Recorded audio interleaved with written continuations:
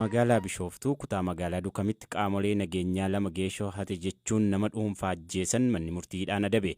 Yakki ajjeechaa kun akka lakkoofsa Itoophiyaatti bitootessa 7/2015 raawwate qaamoleen nageenyaa Raggaasaa Nagaashii fi Dammallaash Xaasoo jedhaman miidhama Zarihuun Galaanoo jedhamu shugguxiidhaan ajjeesan.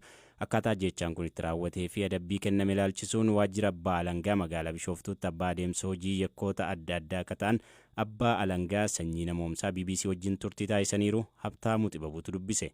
Miidhamaan dhuunfaa du'aan yakka hanna geeshoo raawwate jedhamee geeshoo baatee osoo deemuu harkaatti qabamaa. Sana booda hawaasni naannoo sanaa gabbahee nama kana aannaa shakkinee jedhanii qabanii bakka isaan jiranitti shakkamtoonni yookiin himatamtoonni kun lamman bakka hawaasni naannoo sanaa shakkamaa kana qabee jirutti dhaqanii sana booddee du'aan kun rifatee geeshoo qabatee ture sana lafa kaa'ee harkaa fiigee miliquudhaaf gaafa jedhu otuma harkaayyuu miliqee tooftaa kan biraatiin nama to'achuu osoo danda'anii duubaan himatamaa tokkoffaa Raggaasaa Nagaashii yeroo tokkotti kaasee miidhaarraan gaheen kufaa wayituma du'aan kun fiigu himatamaa lammaffaan Dammallaash Xaasoo kunis duubaan itti dhukaasa.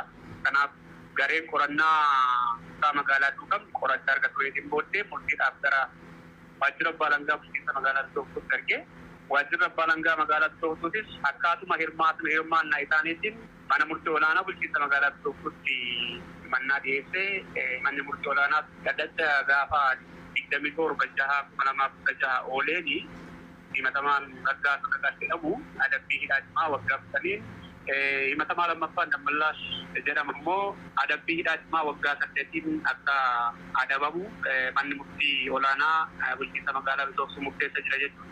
Namni gocha yakkaa tokkoon wayita shakkamu akkaataan ittiin to'atamuuf qabamu adeemsa qaba. Qaamoluma seeraa idilee kan mootummaadhaan qacaramanii hojjetan immoo yookaan immoo jiraattotuma keessaa warra nageenya naannoo sanaa eegaa turani. Isaan keessa namicha akkamiin deeffamaadha namni Raggaasaa Nagaash jedhamu. Dammallaash Xaasoo immoo hawaasuma keessa namoota nageenya keessatti qooda qabu jechuudha. Poolisiidha himatamaan tokkoffaan.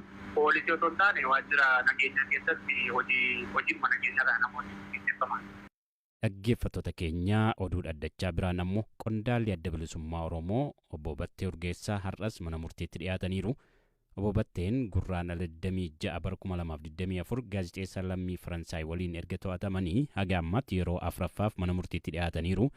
Dhaddacha darbe irrattis wabii qarshii 100,000 akka gadhiifaman manni murtii murteessee ture garuu hin bahin hafaniiru. Qaamni isaan himatu oliyyannoo gaafachuun har'as dhaddacha dhiyaatan irratti manni murtii akka gadhiifaman murteessee jira. Waa'ee dhaddachaa irra turee fi adeemsa seeraa haga yoonaa jiru irratti abukaatoo obbo Battee Urgeessaa kan ta'an obbo Boonaa Yaazoo haala ture akkanaan nutti himaniiru. Gaafa guyyaa 27 ji'a 6/2014 akka lakkoofsa Itoophiyaatti manni murtii sadarkaa tokkoffaa magaalaa Finfinnee mirga wabii qarshii 100,000 eegee fi akka bahu ajajee ture obbo Batteen. Guyyaa kaleessaa manni murtii ajajeen qarshiin 100,000 kaffalamee raawwatee ajajji bahiinsaa mana murtii irra ba'ee qajeelcha poolisii bakka bakkitteen itti hidhamee jiru qaqqabee ture. Yaa ta'u malee qajeelcha poolisii gadhiisuuf eeyyamamoo hin taane. Sababni isaanii immoo oliyyannoo itti gaafanna kan jedhu. Oliyyannoo kan itti gaafachuu danda'ama silaa akka adeemsa seeratitti dura ajaja mana murtii jalaatiin kenname kana dhorkisiisaniiti. Yoo dhorkamuufii danda'e malee yoo dhorkamuufii hin dandeenye dirqama ajaja mana murtii kabajuu qabu tureeyyu. Yaa ta'u malee adeemsuma cabesaniin har'a mana murtii dhiyaateera. Sa'a booda mana murtii olaanaa magaalaa Finfinneetti oliyyannoo dhiyeeffatan murtii jalaa mirga eegame kana komatanii bitaa mirga ilaalee manni murtii ajaja mana murtii jalaa san cimsee raawwatee akkuma bahuu jedhame ammas. Qarshiin sunis kaffalamee amma yoonaan bahin jiru.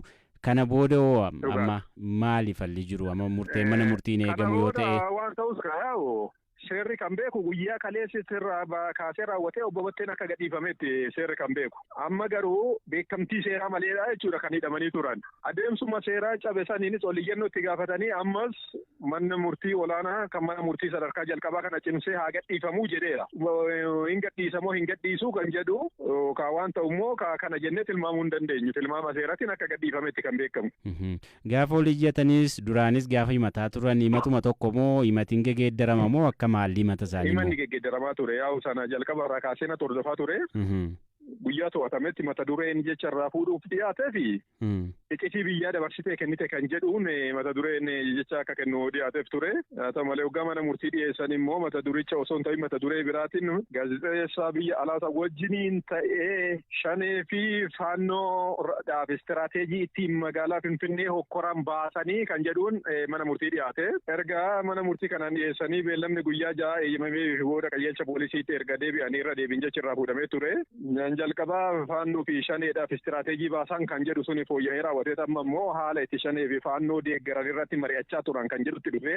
Ittaanee gaazexeessaan biyya alaa sun ni gadhiifame biraa waan itti shakkame kanarraa bilisa jedhame qabattee qofatu mana murtii dhiyaate. Amma immoo mata durichas fooyyessanii raawwatanii shanee wajjiniin wal quunnamtii qabaachuusaa ragaa agarsiisu argachaa jirra kan jedhu yeroo dabalataa gaafatanii kan argachaa jiraachuu isaanii immoo ragaan mana murtiitti dhiyeessa. Ragaan qabatamaan yakki kun raawwatamuu akeeku waan hin jirre manni murtii maallaqa 1,100 wabii eeyyamee ture.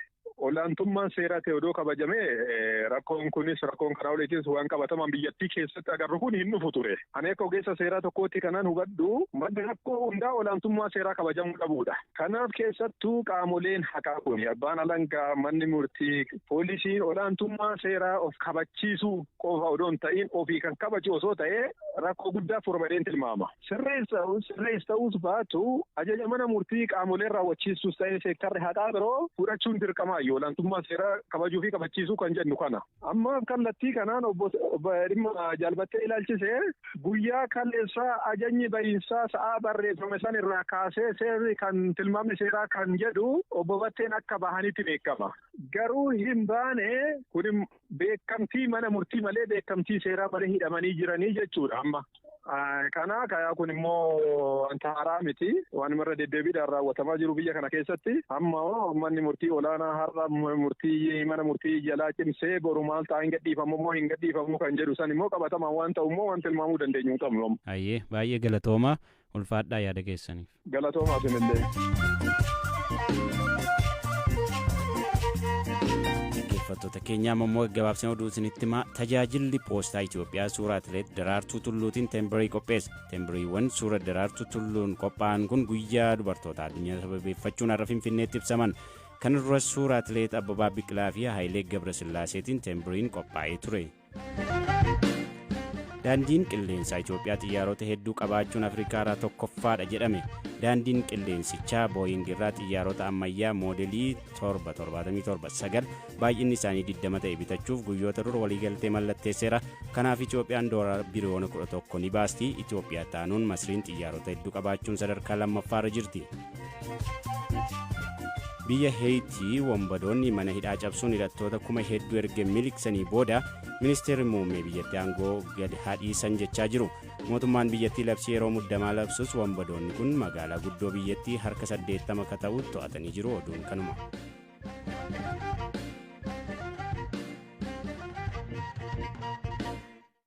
Guyyaan har'aa Maarchi 8 akka addunyaatti guyyaa dubartootaa jedhamuun yaadatama.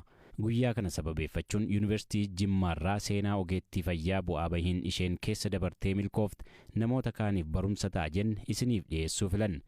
Dr. Nagaasee Abbabaa jedhamti. Harmeen ishii yeroo isheen dhalattee waggaa tokko jalaa boqotan. Haati ishee guddiste ammoo dhukkubsattuu waan turaniif daa'imummaatti itti gaafatamummaan mana keessaa ishee irratti kufe. Bu'aa bahii hedduu keessa dabartee amma yuunivarsiitii Jimmaatti ispeeshaalistii ulfaaf gadameessaati. Dr. Nagaaseen karaa dheeraa keessa dabarte ka dubartoota biroo barsiisa jettu akkanaan BBC'tti himteetti. Kan inni dhaladhee guddadhe godina Shawaa Kibba Lixaa aanaa Walisoo ganna Dambalii Kattaa jedhamutti dhaladhe. Maazarii waan baay'ee dhukkubsattuuf maatii anatu gargaara ture akka hangafaatti. Akka ijoollee durbaattis mana keessa namni hojjetu kan biraan hin ture hundumaa mana keenya keessa jiru anatu hojjechaa ture. Yeroon elementarii baradhu itoon qo'adhu rifeensa koofaa kurraaziin qabatee ture. Isa sanas hojjechaa umuriin ijoollummaan jira. Kutaa 11 toon baradhu mucaa godhadhe. Haayiskuulii matoo barannu hiriyaa turre achi booddee nan ulfaa'ee sana booddee gara gaa'ilaatti galle ergan ulfate jechuudha.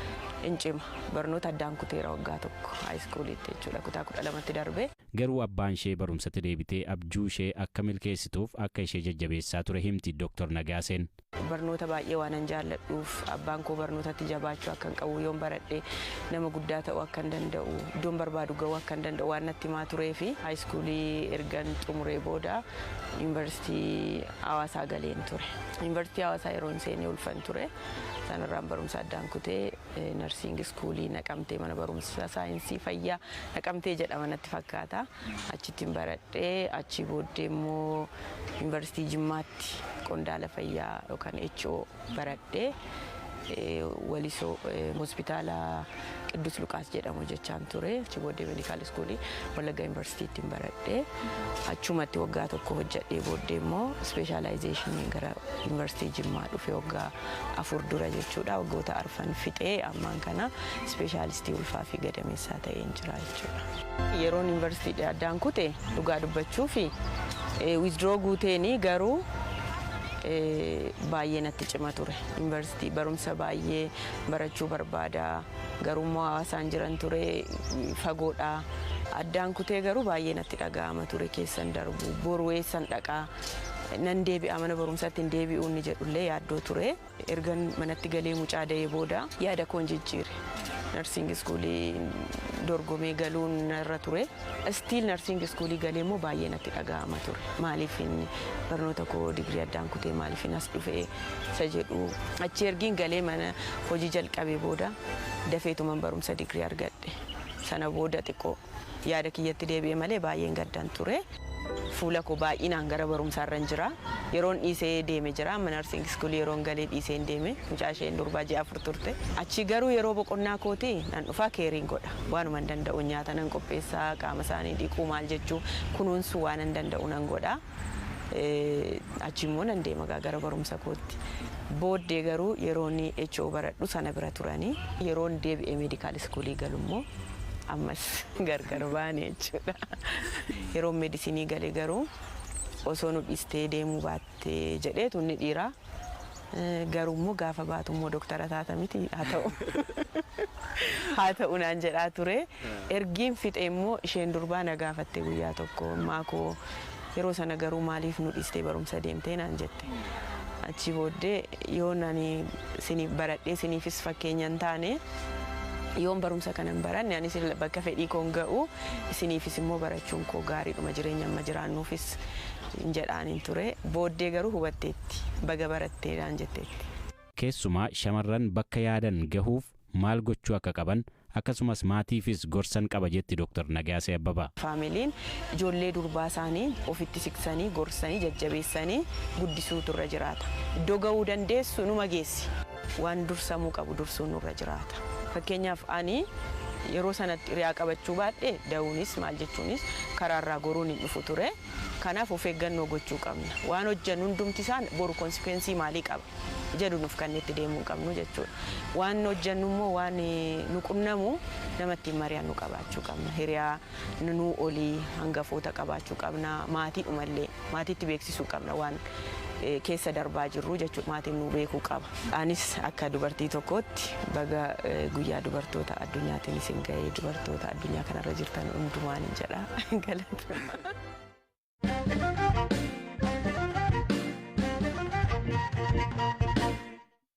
Dhaggeeffattoota keenya dhumarraan baanee jirra. Xumura irratti immoo oduu ispoortii isinitti himna. Oduu ispoortiitiin taphoota piriimiyer liigii boriif iftaan taphataman irratti xiyyeeffannee odeessaalee jiran isin biraan geenya. Kana nutti himuuf waa'illi koo Zalaalam Taaddasaa asitti argama. Zalaalam baga nagaan dhufte. Baga nagaan na eegdee himsa. Tapha kamtu eegamaa? Eenyu fa'aa taphataa? Sanarraa eegalu. Tole taphoota jajjaboon torban kana eegaman tapha Liverpool fi Manchester City gidduutti Anfielditti gaggeeffamudha. Inni biraan immoo Aston Villa fi Tottenham gidduutti kan gaggeeffamudha dirree Aston Villa Park irratti jechuudha. Garuu taphoonni Premier League Ingilizii booruu sa'aatii laaqanaatti kan jalqaban Everton fi Manchester United gidduuttidha. Dirree Everton irratti kan gaggeeffamu taphni kun kilaboota lamaaniifuu qabxii murteessaa ta'uu ni danda'a. Tapha kan akka waliigalaatti yoo ilaalle Everton taphoota 31 Manchester United waliin taasise keessa tapha 2 qofa mo'ateera Old Trafford irratti taphoota 21 mo'amee jira. Manchester United Everton irratti olaantummaa ni qaba jechuudha. Taphni jabaan boru eegamu biraan Arsenal fi Brentford gidduutti tapha gaggeeffamudha. Taphoota hedduun isaanii gaafa laallu taphootuma Premier League bara kanaa haga yoonaa taphatamanii wajjin wal bira qabne gaafa laallu taphi torbee kanaa tapha ciccimaadha. Ka Tottenham fi Aston Villa salphaa miti. Ka Arsenal Brentford ammoo irruma caalaa kan Liverpool fi Manchester City akka malee eegamaa jira. Taphi kun hamaa ta'uun isaa nafu akkamitti eegdameeti ga'umsa taphattootaa haala jiru. Kan Arsenaaliin yoo ilaalle Arsenaal Brentford wajjin dirree isaarratti kan taasisu Arsenaal tapha kana salphaatti mo'achuu danda'a jennee tilmaamuun nu rakkisu taphoota dhiyeenya kana taasisen yoo ilaalle taphoota 7 irratti galchiiwwan 31 lakkoofsee jira. Erga gara Saawudii deebi'anii Arsenaal galchii hedduutiin kan injifataa jiru jechuudha. Brentfordis ga'umsa gaarii irra jiranii Ivan Toney fa'aa deebi'anii fi jiru isaan fa'aa galchii lakkoofsuudhaan gargaaruu ni danda'u. Garuu Chelsea wajjiniin morkii taasisan ilaallee jira. Qixa 2-2 kan xumuranii kun Arsenaaliif ulfaata jennee hin eegnu. Arsenaal gara dursummaatti dhufuudhaatiif tapha kana injifachuun isaa dirqama.